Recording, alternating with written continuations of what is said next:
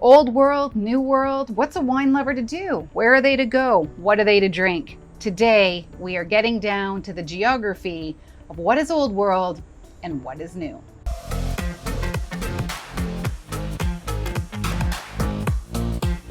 Hi everyone, I'm Erin from the Wine Sisters. This is the channel where we teach you how to eat, drink, and entertain like a pro.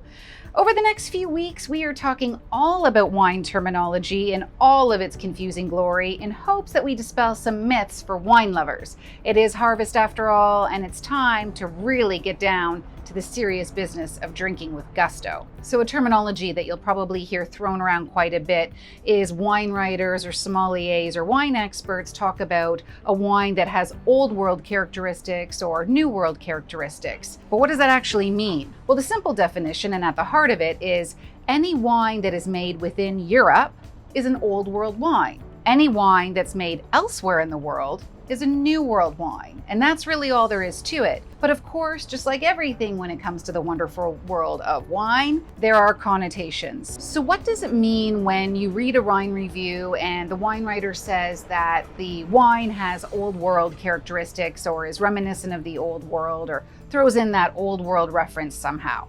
What it really means is that probably that wine writer is talking about saying that the characteristics of that wine are a little bit more rustic, that there's a certain complexity to it, that the wine shows herbal elements or earthy elements or smoky notes, mineral notes, and that there certainly is going to be fruit there, but the fruit is interwoven amongst all these other elements that are happening in the glass, that it's more of a symphony with no real one-star player, that everything is interwoven and in harmony.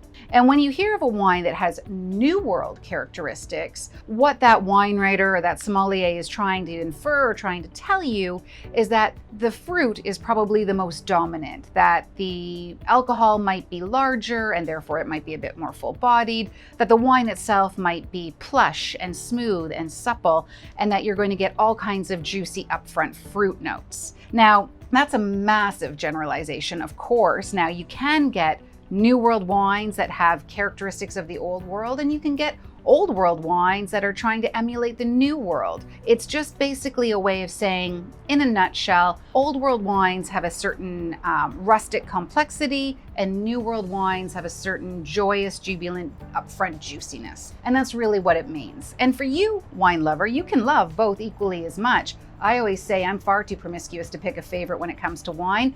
So why should you? But now you have a little bit more of a clearer picture of whether maybe your tastes skew more new world, or maybe they skew more old world, or maybe you're just going to base it depending on what you're eating, what the occasion is, and who you're with. I hope you found that helpful. My name's Erin from the Wine Sisters. Please leave us a comment, or if you have a question, leave it below as well, and I will get to it ASAP as soon as I see it. Do like this video, and if you are enjoying this series, please subscribe and hit that bell so you can be alerted to every time we release a new weekly video. Thanks so much for watching, everyone. Until next week, stay well, drink better.